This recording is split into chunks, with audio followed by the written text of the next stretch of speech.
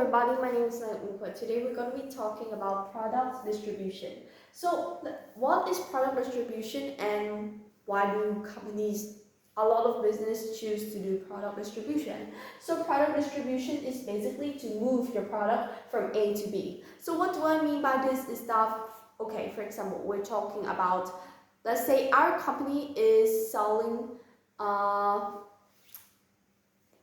wheels for mechanic place, right? And so our company is producing car wheels.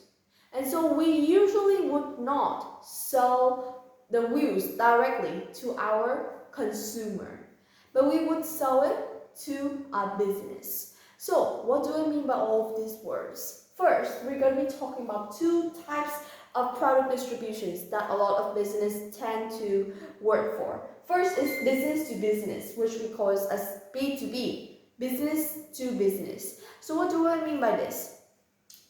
That means that back to the scenario of the car wheel, I'm going to be saying that, okay, my company, which is a wheel company, will sell this to a mechanic place. And so that mechanic place is also a business. So then that business will buy the product from us. And so that is when I distributed my product in the form of B2B, business to business.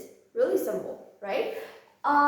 Secondly is business to customer. What do I mean by this is, for example, my company sells clothes, right? Design clothes like that. So my consumer will went into my store and they will buy it directly from me. So that is when it is business to customer.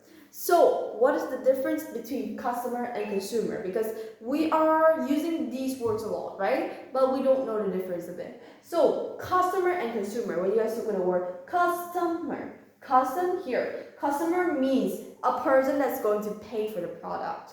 So they're going to be paying for the product. That doesn't mean that they would use it, they would need it, or that will fit into their daily life uses. But they will still pay for it. So they are the customer.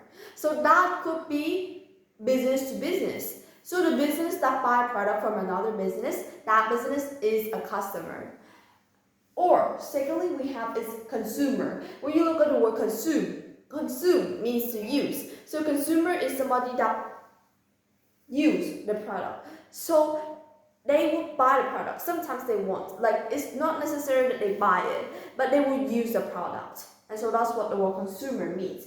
So consumer means to be able to use the product.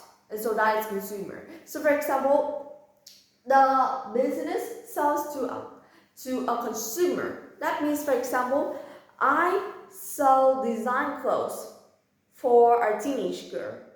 So that teenage girl is going to be a consumer because she's most likely to be using that design bag, right? So that is how we move our product from A to B. So after this video, what did we learn about? We learned that not always will business sell the product directly to their targeted audience or their targeted group of people, but a lot of time we sell it through B and B or B and C, which they will sell it to another place so that they could resell their product. And so that is the way that a lot of business these days are making profit.